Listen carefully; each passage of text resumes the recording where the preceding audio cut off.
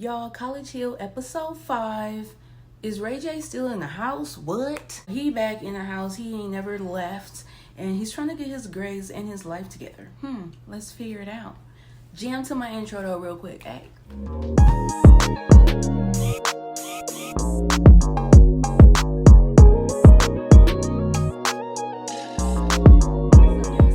Hippie, and this is Girl What TV. If you here, go ahead on and like, comment, and subscribe. Drop it in the comments. Drop down in the comments and get your eagle on, girl. Period. So yeah, thank you for tapping in with your friend.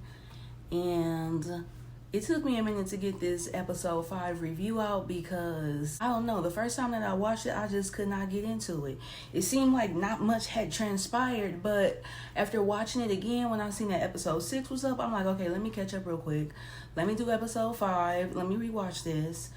And happy that RayJ is still here in the house. Not really surprised that he was faking. I'm sure it's the same stunts that he be pulling on Princess. Y'all, he crying about the B. He crying about the D. He get to the little weekly meetup and he asking them folks for, I'm gonna need a little bit more time. Giving them that RayJ face. That little RayJ face is not gonna work at TSU. I'm sorry. Like, you could just tell this is just like typical RayJ, our favorite cousin or whatever, but he ain't really shit. So we in the classroom, y'all. They in the classroom, like a mock courtroom environment. And, the person there, the girl there is like breaking it down to them. Dream and India worried about if their skirts is too short. It was hella funny to me. I don't know if y'all caught it, but like Dream was like, my skirt too short. I think our skirts are too short. And India like, for law? Like, these skirts, like, you think that these is too that was her tone. It was just so funny to me that she just was shocked that the skirts could possibly be not just too short for the school environment, but like for law in particular. Like, damn girl, you think we inappropriate? Then when they all get in the class, even Frida shocked, like, oh, I think we ain't dressed right. And I remember on Big Frida Big Bounce, y'all remember her show? Yeah, she was on, remember when I was trying to tell y'all what channel what was on Samsung? Yes, it's on the Fuse channel. So if you got a Samsung TV and you connected to your wireless, whatever, I don't know, when you connected to it, girl, go to Fuse TV on one day. It ain't gonna be nothing else but Frida playing like all day. They'll show like all the episodes or whatever. And that's a great way to get caught up on Frida if you're interested in College Hill, because yeah, it's her whole like backstory basically. And Frida had a real life reason to be in front of a judge one time, and I remember her lawyer being like, what is she wearing? Like, is it something court appropriate? I remember her manager at the time, Melvin, remember the one that she burned on the paper last week with India and Dream Doll? Yeah, Frida burned Melvin's name on the paper, but he was the guy at the time telling her lawyer, she got on a black suit. True enough, Frida did have on a black suit, but when she arrived to court, tell me why her hair was like bright fuchsia pink with little hints of purple throughout it. Like, it was so bomb. But for the courtroom and for the occasion, like, I would have just went with something black. Period. Like, same length, same texture, everything, but just black, sleek look would have been just fine. So it just goes to show that sometimes they don't be knowing what's appropriate because they just out of touch, apparently. And I don't even think that got nothing to do with the celebrity lifestyle. So anyway, Miss Mama's in the burgundy dress is getting everybody together, letting them know this is how you're going to have to deal with and handle Judge April Walker. When she comes in, you are to rise. When she asks you to say something or when she's talking to you, you are to rise.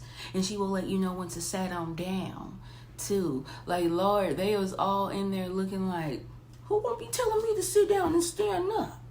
I'm gone. RayJ, he even admitted, like, before he got to class, he was talking to Slim, like, it's just the whole fact of I've been doing my own thing. I'm an entrepreneur. I'm RayJ. Like, I ain't had nobody trying to be telling me what to do and I don't know how long, especially on the like as strict as it is. Like, yeah, you really getting graded in a real way. He thought he was about to coast through this, y'all.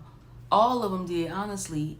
So the girl, this lady, just went through the rundown about how it's gonna work when Judge April come in. Y'all, she come her little self down these little staircase, and everybody rise. But why Dream Doll on her phone, her little ass on her phone, and clearly everybody is standing up. The judge is even in front of you at this moment. And then she gonna jump up like, Dream be wanting to smoke.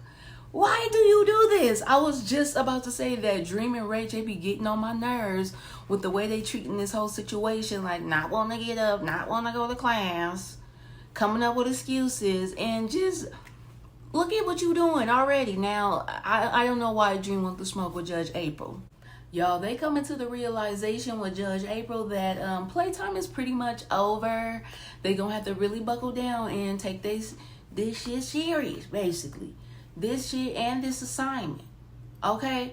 Because they getting assigned this fictional role about a cop shooting, I don't know, was it an unarmed person? But yeah, it was a cop shot a black person, okay? Story of our goddamn life type shit. So they about to reenact that, and of course, don't nobody want to be the cop. Nobody wants to be on the defense of the cop. And honestly, y'all, come on. I would have had so much fun with this. Like, it wouldn't be hard to prove your case based on what you see take place in the everyday situations anyway. You know what to say to get this officer off. Let them know that you was in fear of your life. You know the whole rundown. Baby, I am a true crime junkie, okay? So I would have referenced so many other scenarios and Law and Order episodes that I done seen to get my defendant off in this case. Okay, so they back at the house with it after they get their assignment and they get all matched up. And these teams is looking a little shaky. If I was Frida at this point, I would be a little nervous, because everybody on her team is prone to just not be there for one reason or another. You on a team with damn RayJ, Dream, and Nene, all of which have been MIA. I mean, Dream ain't been MIA just yet, but she have walked her little ass out of a classroom in the middle of an exam, you know, for the dissection the previous day. I mean, the prior day.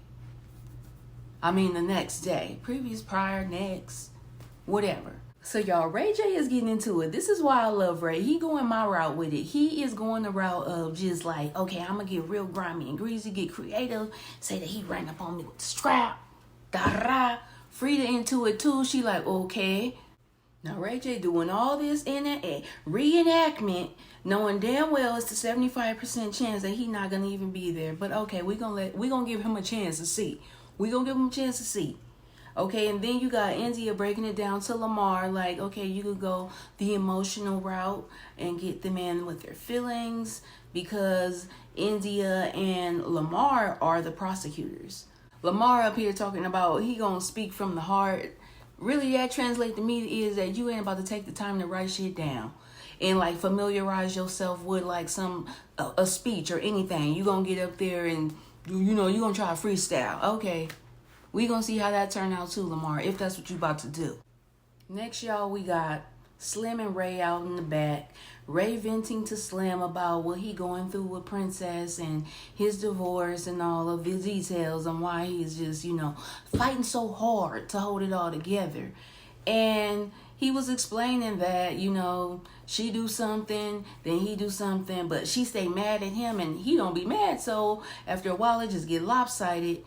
And I hear him where he coming from, but I also know that with that is like the shit that you probably doing compared to the shit that she's doing that's irritating you is also probably lopsided. Like, she irritated because, I don't know, let's say cheating. I think that RayJ has done some scandalous shit. I don't know. Y'all can let me know, because I'm really not a loving hip hop watcher. Okay? Put it into my Trump voice. I'm really not a loving hip hop watcher. I'm not. I can't even go there and act like I watch it. You know, I don't really watch it, but I mean, I'm just making this assumption because niggas be niggin'. So it's just to be expected. But y'all let me know if Princess is just a scandalous. Like, the most that I know about them is that shit that happened in Vegas. It was just like more than a Love and Hip Hop episode. It was actually news. for some reason. But yeah, I got familiar with that aspect of their relationship based on that one incident alone. And I know it was a little bit of back and forth with them revolving around that too. So please feel free to enlighten me. Drop down in the comments to let me know what I'm talking about, because like I didn't have a problem meaning that I don't really know. I'm just assuming that RayJ did dirt and motherfuckers is over it. So RayJ talking about he just want Princess to be happy and at peace. He just want to be happy and at peace. But what if what's gonna be happy and peaceful for Princess ain't what's happy and peaceful for you? Like, you want y'all to be together, and it sounds like she's done, Ray. So how you not gonna be happy with that? So come up with another destination. We continue to talk of relationships with Dream Doll, Frida, and India. They out there, and Frida just listening to India and telling her about some raggedy ass nigga that she ain't heard from since Valentine's Day, popping up, breaking his hand through the dirt like a zombie. Okay? Like, oh, remember me ass nigga. Dream is basically opening up to the ladies, letting them know that she has basically given up on the shopping cart experience, what she describes as bumping into somebody in the grocery store with your cart and, you know, end up exchanging numbers and living on happily ever after. So like a while ago, I would say maybe like 5 years ago, I said that myself, that whole meeting a nigga in the grocery store option is no longer an option. Dream says she want a baby without the drama, and I definitely feel her on that. To be honest, y'all, like, the idea of partnership with me is just bizarre. It's bizarre. I tried it, and it just ain't for me. Relationships do take a lot of work, and I just can't, as patient as I am, like, I'm one of the most patient people that other people know.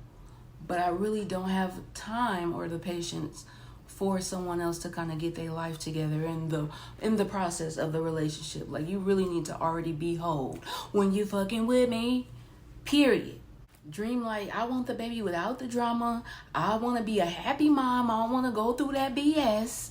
And yeah, like, sis, if you was with somebody 10 times out of 10, you would definitely have to go through the bullshit at some point.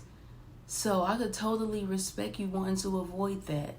Please, at all costs. Y'all, so we at the ranch with it, and we get to the end of the day where they having they crawfish and they just hanging out. You know, RayJ been on this moonshine, and he's really showing similarities of how he was acting on that fucking Versus.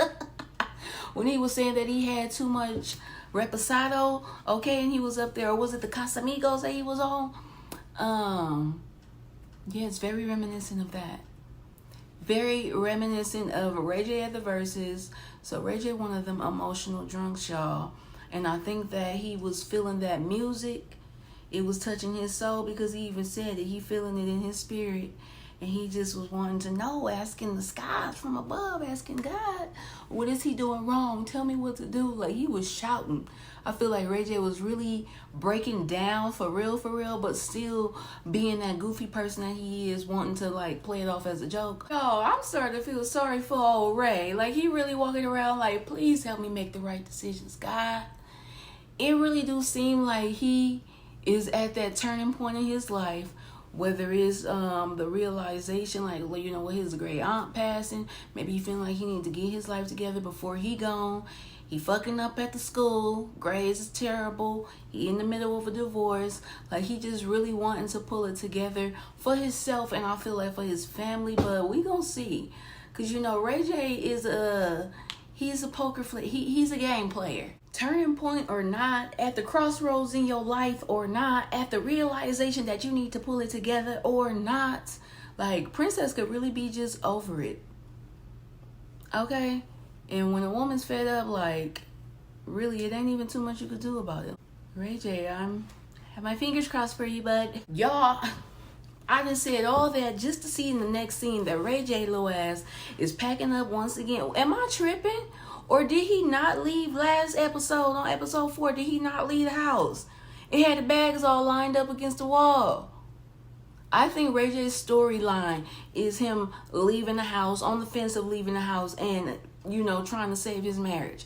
That's bruh's storyline. So drop down in the comments and let me know what you think RayJ gonna do. Again, do you think he's gonna be back? Do you think he gonna let his teammates down? Y'all probably already seen episode 6. If you did, check mine out. I'm gonna drop that too in a minute. All right, bye.